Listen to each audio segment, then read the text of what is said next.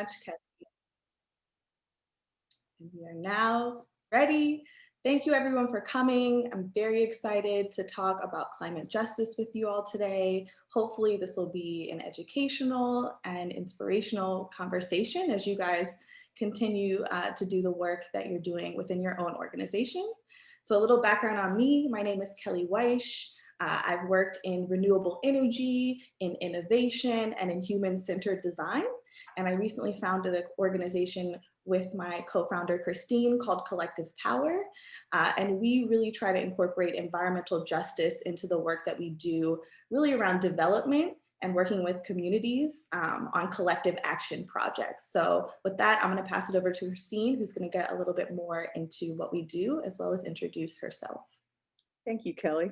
So yes, my name is Christine Wyche. I'm a co-founder of Collective Power. I've also had many positions over 40 years in different industries, some of which we'll talk about a little later in the presentation. So what strikes me is that when you reflect back on the year and a half that we've just recently had, it's very clear that if we want a world that is better for future generations, we are going to have to do things differently. Our goal and our vision is that we have communities, including organizations, that are thriving and they're doing great work now and also into the future. And so we need to engage people. And what we've seen in this past year and a half is that by joining together, having the power of many, we can make change happen. And so our goal at Collective Power is to make sure that people are having more of a say and more actively engaged in the life that they're living, in the communities that they're a part of, and also that we're looking at sustainable and innovative development, again, planning for the future, and that we have people ready to help in this work, skilled labor ready to help in this work. So with that, that's a little bit about Collective Power. If you have any questions for us, please add them to the chat. We'll be checking that throughout this presentation. And so hopefully you will enjoy this. We're glad to have you. Thank you. Yeah, thank you so much. So let's get into the meat of this presentation and really hopefully establish a shared understanding of what climate justice and environmental justice really means. So I like to start with this concept of equity. It's a word that we've heard a lot over this past year, and I think it's really important to understand this concept as we try to understand environmental justice. So a definition that we use of equity comes from the Black Lives Matter Working Group, and it is that equity ensures people have what they need to be successful, considering a wide range of factors that make those needs different from person to person. And this illustration, I think, is a really helpful visualization of how this shows up. So we see all these people trying to see over a fence. So really what people need to be successful is to be able to see. And an equality approach would be to give everyone the same. And as we can see, that doesn't really solve because we're not considering that each person's needs are different. So in the second frame, we see an equitable approach that thinks about, in this case, the height of each person. What do they actually need in order to come up with an equitable solution? And it's important to understand that with equity, a lot of the things that make needs different from person to person are rooted in history, are rooted in inequality and injustice that's happened over time. And so to really acknowledge what the needs are from person to person, it takes a willingness to engage with history, tough topics, and really a violent past that we need to acknowledge in order to make equitable solutions moving forward. I think the last frame in this is also really interesting in acknowledging that the fence in the first place is a barrier. And so in trying to envision a liberated future, a lot of the work that we're doing of building for the future might be, let's make a baseball stadium and not have a fence, because we've seen how that's been a challenge in the past. And so how do we build differently moving forward? That's also a part of equity, is thinking about what do these systems need to look like in the future, not just how do we give people what they need to be successful based on historically the moment that we're in. So if we're understanding equity means having access to things so that you can be successful, environmental justice comes into play really around what are these things that people need access to. So having access to resources is increasingly a part of what people need to be successful, especially when we think about what's happening in the world of climate change, how our natural environment is changing very quickly, and how that's introducing a lot more challenges of storms and pressure on our infrastructure. How people gain access to these different resources is a really important part of what people need to be successful, and also I think can be considered a human rights issue. So some of these resources are clean air, clean water, nourishing food, internet access. We've seen with COVID has increasingly become necessary to both do a certain job and maybe even make a vaccine appointment. Being able to access the internet is increasingly really essential to be successful in this technologically advanced world. Transportation is an important issue when you think about being able to get to jobs and for employment. Land, so access to land for growing food or even just for recreation. You know, hopefully a lot of you guys can relate to how it feels good to be in nature. So even for our mental health, having access to land is a really important aspect. Housing, the US has a really troublesome history of housing discrimination and redlining, and we see many ways that the impacts of that show up today in different communities and how they access resources, the quality of funding in different neighborhoods, and infrastructure ties into this as well. So what kind of schools, what kind of community centers and parks exist where you live? All of these things are really important as we think about what it means to be successful and what kind of resources are sort of underlining this environmental justice movement and encouraging and motivating people to really fight for access to these resources and control over how some of these things like housing and infrastructure are developed.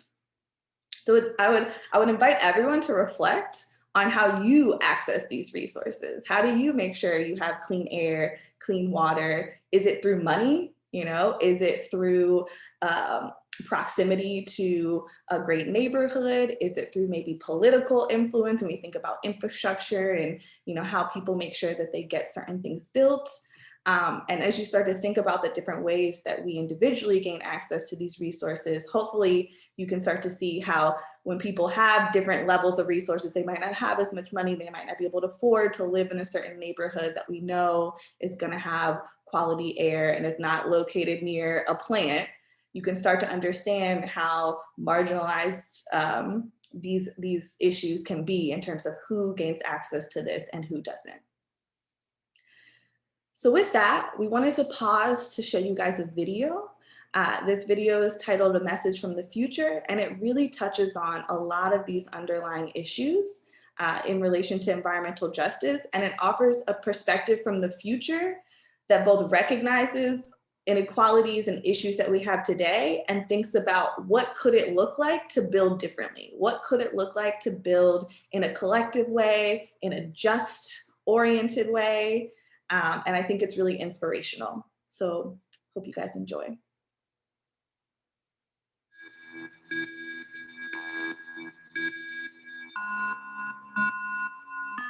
Looking back, it's hard to believe that we've rebuilt our community from the ground up with our own hands.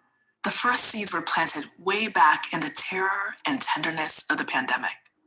And then change bloomed in the streets, in the fire and struggle of the uprisings. Around here, we'll never forget the day that the last prisoners were released, walking out into the arms of their loved ones. The easy part was finding work. The Community Care Corps was always looking for people in those days, whether for universal family care, burying border walls, or green new public housing, going up one pod at a time. Yep, it was a good time for busy hands. Funny, thinking back to the first wave of the pandemic, that's what you really remember. Hands. Washing, scrubbing, disinfecting, washing again, picturing each other's hands, all the hands that had touched whatever we were touching, the hands that packed the box, that picked the tomato, that planted the seed, the hands that stroked the brow, that said goodbye. The hands were us, all of us. That web of hand to hand, breath to breath relationships was a reminder. we are all entangled, making each other sick, keeping each other alive. That was just one of the lessons of COVID-19. It started in the first great pause, when the smog cleared and the rich fled the cities, when poverty dropped its disguise and racist inequality drew the map of the disease. As the roar of the traffic faded, we arose to birdsong and ambulance sirens. The virus showed us what was truly essential. And we learned again and again that so many of us doing essential work were being treated as sacrificial. From nursing homes to detention facilities, meatpacking plants, and fulfillment centers, the virus exposed the cruelty of these warehouses of efficiency and profit. Then things got worse. In 2023, super droughts led to mega floods. Locusts carved a path across continents, and hyper-typhoons drove millions from their homes. COVID-23 raced through storm shelters and refugee camps. Supplies ran out again. Meanwhile, dinosaurs roamed the halls of power, bellowing that more sacrifice was needed. But every time they cranked up that rusty old machine called economic growth, the cloud of sickness and death grew. And we couldn't breathe.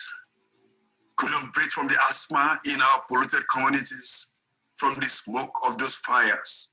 We couldn't breathe with a knee on our necks, in the clouds of tear gas as we shouted, "Black Lives Matter." And that is how the virus changed everything.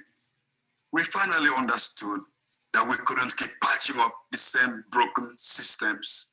We had to build something new. What was needed was a spark. That spark was us. After months of organizing, the viral rent strike was like a starting gun. Then came the essential worker strike. Delivery drivers, street cleaners, and farm workers got together and said, enough. This time, people didn't just clap from their balconies. We flooded into the streets to join together. One of the leaders was Zoila, a young food courier. When a police bullet stole her life, the crowds exploded in size and then exploded again, spreading across borders like a counter-virus. The sparks look different in every country as the wildfire strikes leapt across borders.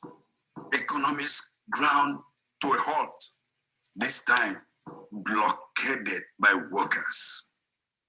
We lost too many young heroes as states brought out the iron fist, but it was no match for the fist of solidarity.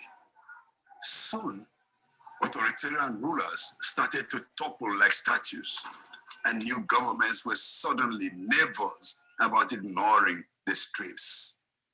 We joined hands and pushed further, launching the years of repair. The first step was rebuilding the economy around the core of essential work: food and farming, care for young and old, public health. Not to mention the essential labour of the more than human world, the winged pollinators, the leafy oxygen makers. The Full Employment Act made the new priorities clear, and there was a wave of new worker cooperatives in everything from mental health support to public art and tree planting. Many bosses were made redundant. Our information ecology needed tending too, and so we built a digital commons, vaccinated it against surveillance, and built up our herd immunity to disinformation. Fossil fuels were running on fumes by that point, so we harnessed their final profits to clean up their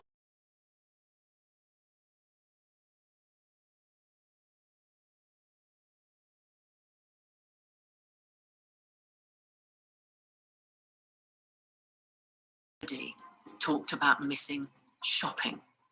Anyway, the right to repair movement meant that a lot of stuff got fixed, rather than thrown away and replaced. With life moving at a slower pace, we finally had time to look back, and we began the most important repair of all, repairing relationships. In colonial countries like the US, Canada, Australia, and the UK, those were hard conversations. But truth and reparations commissions helped some of us face the truth about the violent conquests of the past and how they shaped our world. That guided where we repaired and how.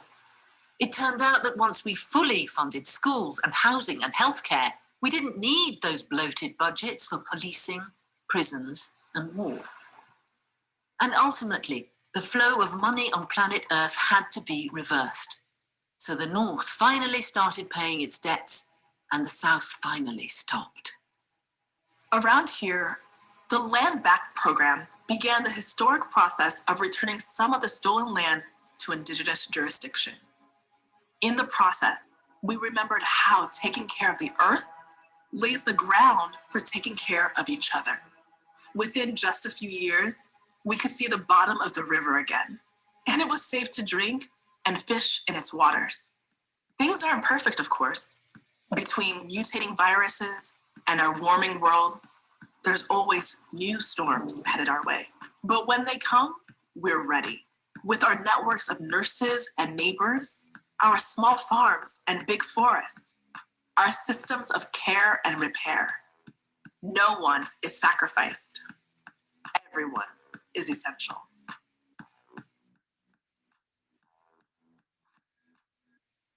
All right. So hopefully that sort of brought up something new for you guys, maybe made you a little uncomfortable at different moments, but really allowed you to enter this world of what an environmental justice perspective on rebuilding the future, and also embracing and accepting the issues that we have right now could look like. So all of that is really leading up to giving you guys a solid definition of what environmental justice or climate justice means.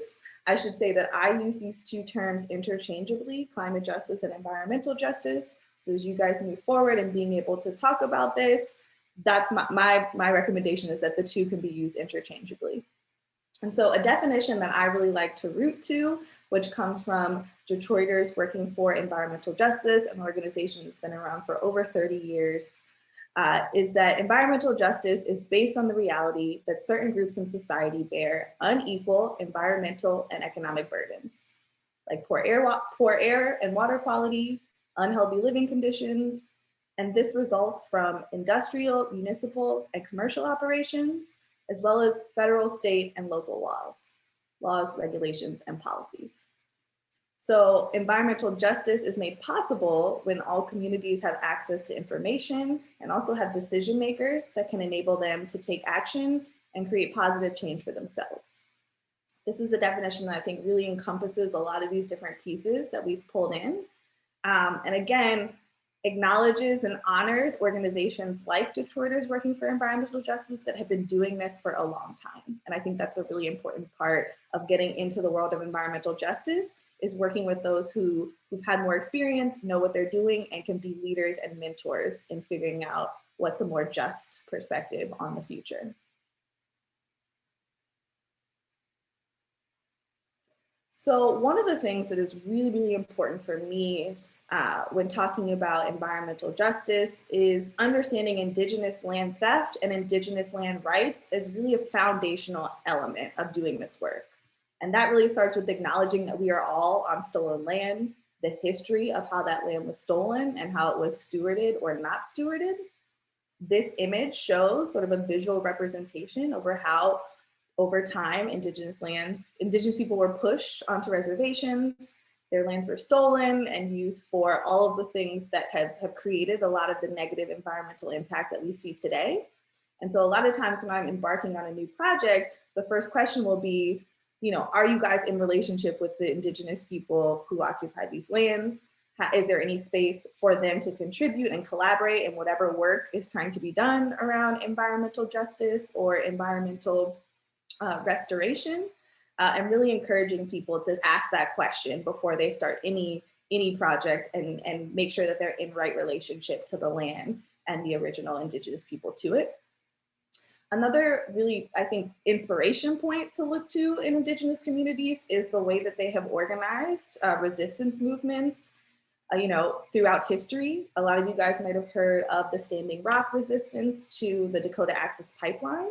And I think that serves as a really beautiful example of collective action, right? Setting up camps for weeks on end, having people from all over the globe come and be a part of that resistance.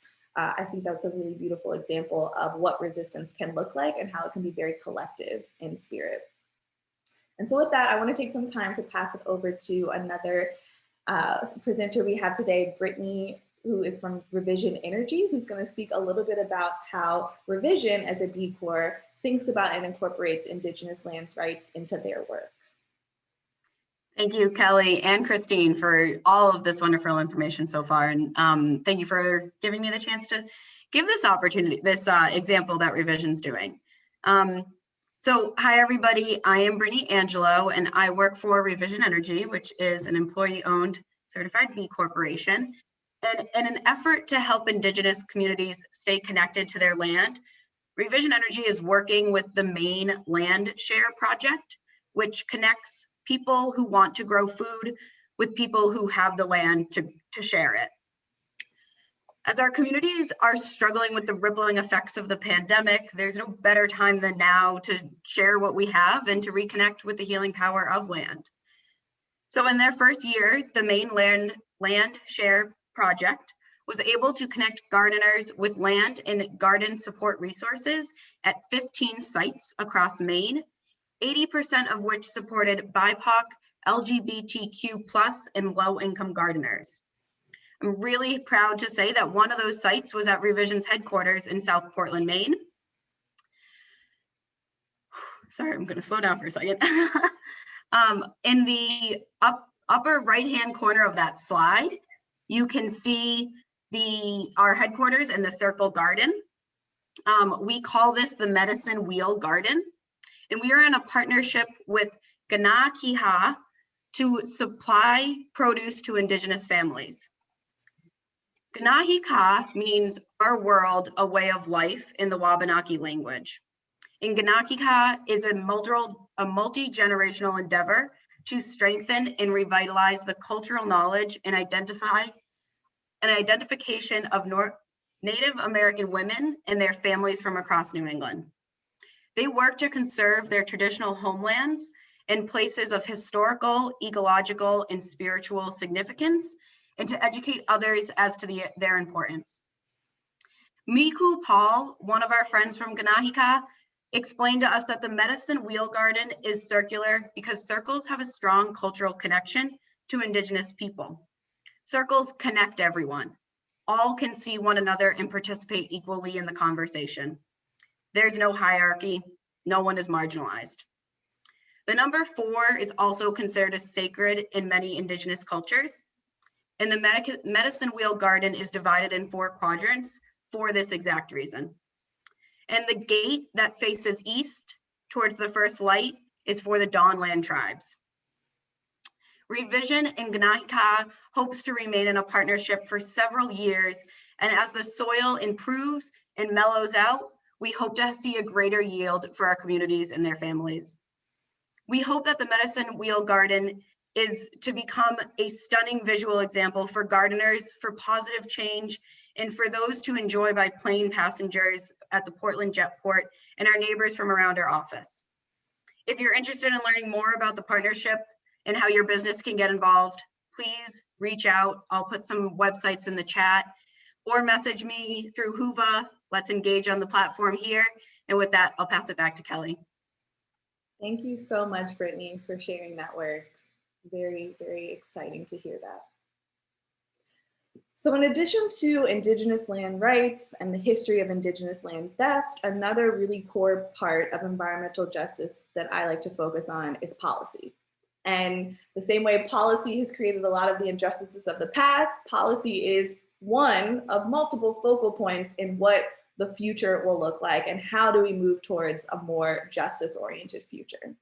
So the Green New Deal is in the zeitgeist right now. A lot of people are talking about what this deal promises, what could come of it. And I thought it was important to really look at what's in this piece of legislation and what that means.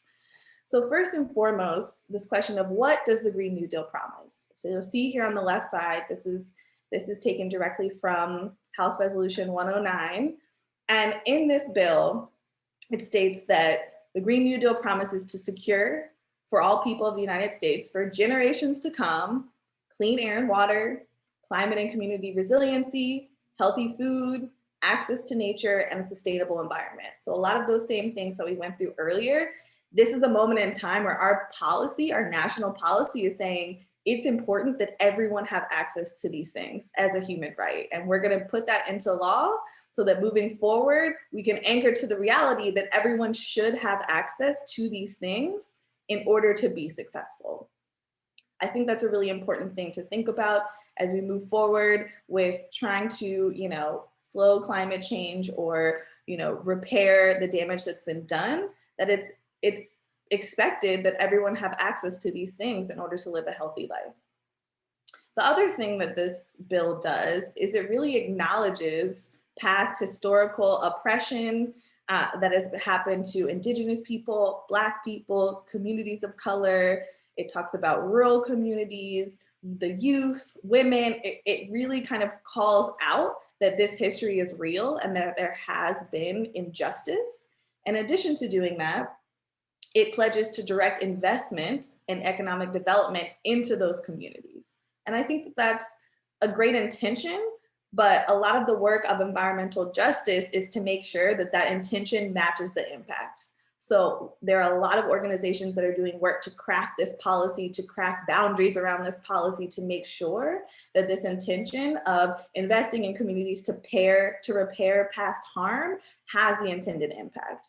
And that can look like making sure communities have a seat at the table and are part of the decision makers on how this money gets invested and what gets developed. And to make sure that this investment really is going to those communities, along with many other ways that people are crafting this policy to be more mindful of environmental justice. So again, the intention of the Green New Deal is to promise people as human rights access to these things and to do that work in a way that takes into account historical injustices through the lens of equity and tries to repair that harm. But intent alone is not enough. There's still a lot of work that needs to be done that makes sure that the impact of these policies are just and are equitable. So with that, I want to pass it over to our other speaker, Zoila, who's going to talk a little bit about how federal policy comes up in her work at SunCommon. Thank you, Kelly and Brittany. Thank you, everyone, and thank you for being here. I do see a few SunCommoners, past and present. So hi, everyone. Nice to see your names in the chat and attendees. I didn't have a slide presented, but I will talk a little bit about what we do at SunCommon as far as policy change and how we encourage that. So at SunCommon, we take our mission very seriously, and that is that everyone has a right to a bright and clean future. A bright future and clean energy is where that starts. We do believe that policy change can also be accomplished by using our business as a force for good. That means engaging in our communities where we live and where we serve. I do work alongside a group of extremely passionate, brilliant, and kind human activists. In 2020, the SunCommon community advocated for Vermont regulators to support Vermont's solar incentive rather than continue to decrease them. We've also done this work in New York as well, and a special shout out to Jake Elliott, if he's in the audience, who's our impact partnership manager and is out with boots on the ground at several of these events. And he's always doing calls to action, so I appreciate the work that he does. In early 2020 as well, pre-COVID, we joined over 100 workers from socially conscious businesses in Vermont and stormed the State House to demand that lawmakers act on the climate crisis.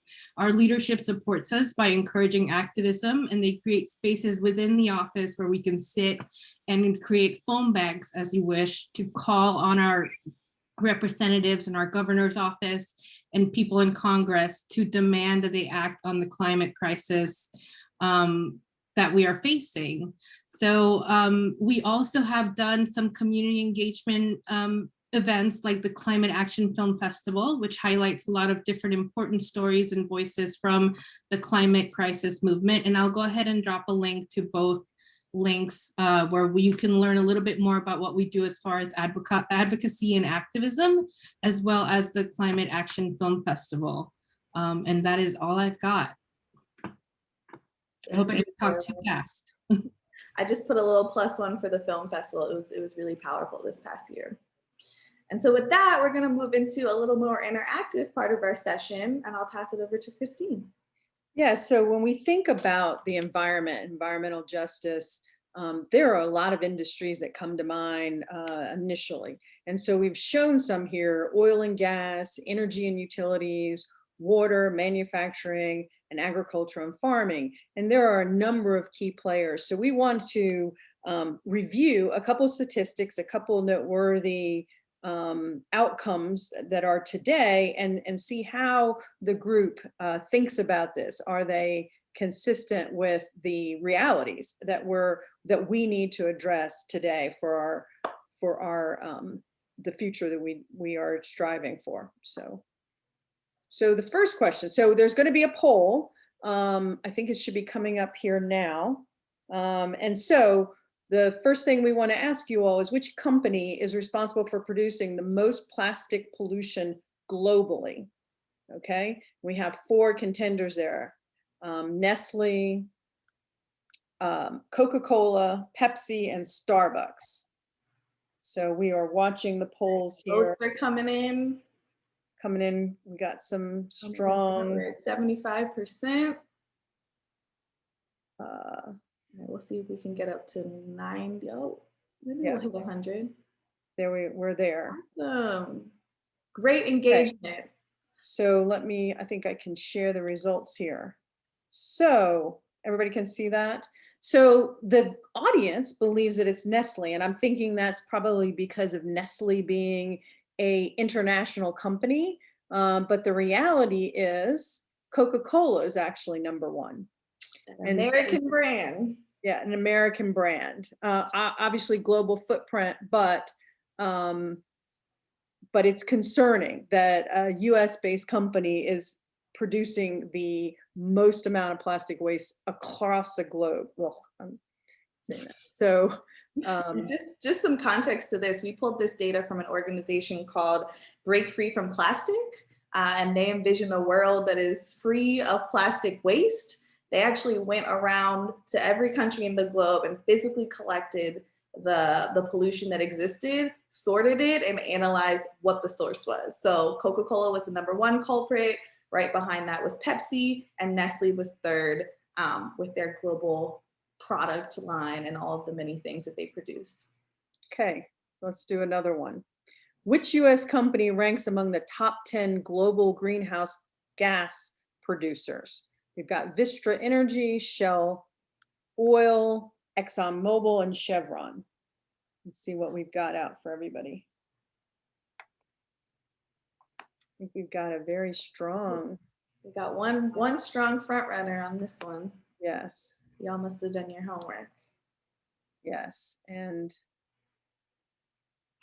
again, it looks like we have everyone share the results. And in this case, y'all were right. ExxonMobil. So that is correct. ExxonMobil produces the most amount of greenhouse gas. Specifically carbon dioxide. So ExxonMobil is the US company that makes the top 10 carbon dioxide producers. And we know that's one of the strongest greenhouse gases that create, lock in heat in our planet and contribute to the warming of the earth. All right, next, move on to water. So which US state has the worst water quality? And this is the highest number of public water systems that violate the EPA water quality standards. We've got Texas, Pennsylvania, Florida, and California. So let's see what everybody believes here. We've got a pretty broad.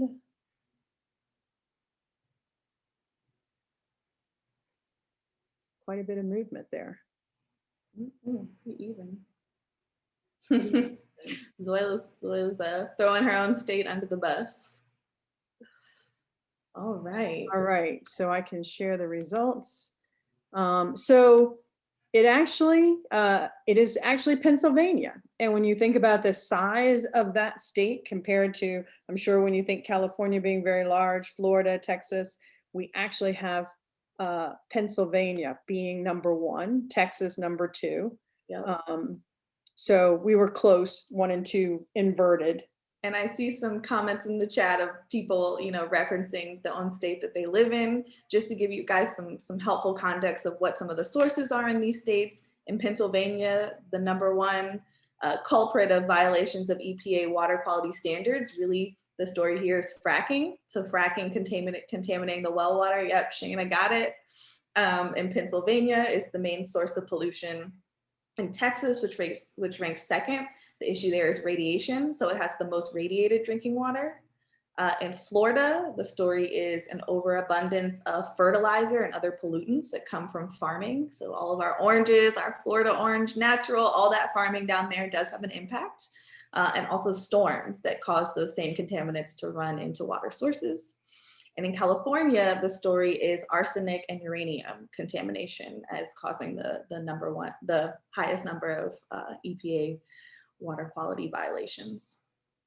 Okay, one more water question. So, which is the most polluted body of water in the US?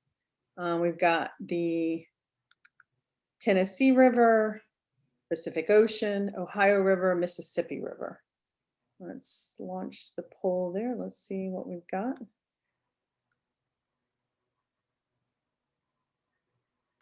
Very strong. Well, looks like it's moving a little bit.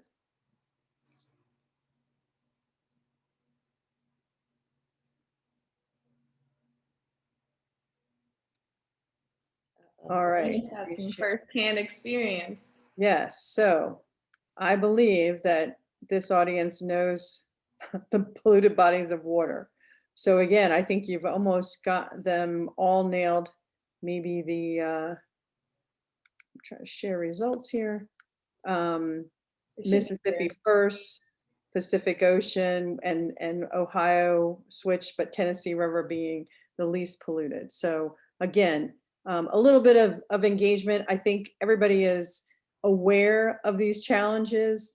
Solutions are where we have to focus, engagement of folks in solving these problems, in motivating and speaking out and having their voice be heard is really where we want to move this forward. So with that, I think we've just got a couple more questions. Kelly, I'll turn it back to you. Yes, thank you so much. And thank you guys for your high level of engagement and our little poll quiz. Exciting to see some of you guys' comments on your personal experience with some of these issues. And hopefully that kept it exciting. So with the last 5 minutes of the session, we really just want to leave some time to reflect on, were any of the questions specific to the poll or even that came up in earlier slides surprising, and why? Anything new that you learned that you didn't know? And then how do you guys think that your organization fits into this climate justice conversation, especially after hearing examples from both Brittany and Zoila around what they are doing to engage with these topics? So would love to just open it up if anyone has specific questions or comments or reflections based on these 2 prompts. Would love to hear from you.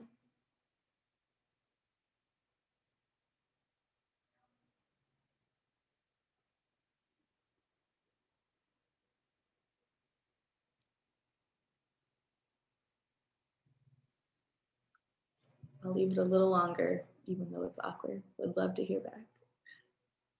Yeah, and chat's also an option.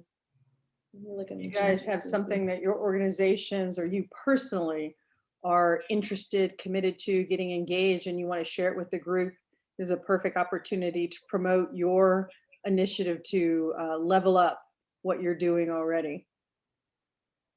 I just wanted to plug a book very quickly. Hi, I'm Gabby Stott. I'm a student here at UNH. I'm a dual major in sustainability and international business and economics. And I had to read The Future Earth by, I think it was Eric Holthus. I highly recommend. It talks a lot about a lot of the injustices in our society and then really tackles a lot of the big problems that are going on in our environment and just society.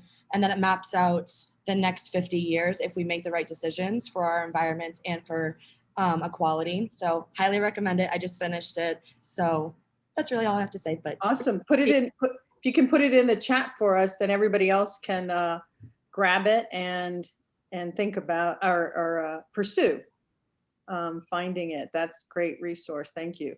of course, thank you. I see a comment in the chat that talks about from E. Young. I work at a community bank in Southern Vermont, and we've become completely solar in the past 5 years. Really great story. I also share a company called Revolve that's committed to working specifically with nonprofits to help them go solar. And they have a really interesting financial mechanism that sort of leverages tax deductible giving for nonprofits into a fund that really is sustainable and helps them continue to provide that upfront investment for nonprofits specifically to go solar. So that's a highlight company that I'll throw in the chat as well for other people who are interested in looking into solar for their organization. I see the book. Yes, thank you, Abby. Any other comments or questions in our last 2 minutes?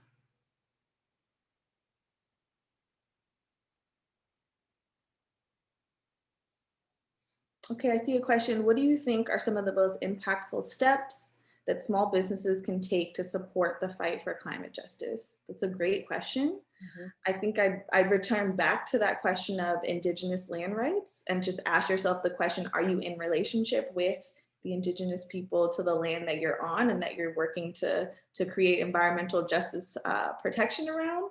Maybe taking that first step to reach out, to bring someone who's not currently at the table of making decisions around strategy and what makes sense moving forward into the conversation, and really reflecting on who you have at the table shaping these decisions and potential new investments in whether it be solar or whether it be policy, different aspects of really advancing this fight for climate justice. And I'll see if anyone else on the panel has an answer to this. Yeah, I think I'll add to that I think small businesses, at least I've never worked directly in a small business, but with some, they tend to have their resources, especially their human resources, stretched very thin. But I think, as Zoila suggested, where you give people the opportunity and encouragement to engage and to pursue those things that they're passionate about, I think, helping people find a way to have their voice be heard and join with others, I think that's a great opportunity for small businesses to support climate justice. I was writing basically everything you were saying as you were saying them, but not realizing what your answer was going to be. But yeah, I guess I'll say Revision works in New Hampshire and Massachusetts as well. And one of the biggest ways that we do, as well as what Zoila said with Uncommon, is encouraging our employees and our following customers, whatever your customers look like, to go to the State House and let their voice be heard. It doesn't matter how small you are, your voice matters, and making your voice heard, I think that's a great way for any size business to get involved. Absolutely. I third that 100%. Thank you guys so much. I know we're at the end of our 45 minutes. I've enjoyed this. Hopefully you guys have found it helpful and engaging as well. Thank you for all the panelists, and also Kelly holding us down as the tech lead behind the scenes. We'll stick around for a couple minutes, but thank you guys. And I think you also have a panel right after this. So if people have questions, there's an opportunity to hear more of a cross section of thoughts and ideas. So Yeah. Exactly. Yeah. I was going to say, Sorry, go ahead, Kelly. Sorry, Zoila. Before you go, we do have a 15-minute break after this. Feel free to take that, and then you can make your way back to the main stage. Look in the Whova agenda for that. I'll drop the link in the chat in case you get a little bit lost. And at 3:30, Kelly and other panelists will be with Nipur doing a panel session, just kind of doing a recap on what these sessions were all about, the ones that you missed, so you'll get a little insights from all of those. So enjoy your break. We'll see you at 3:30. thank you, everybody. Bye, y'all. Thanks, y'all. See you in 15.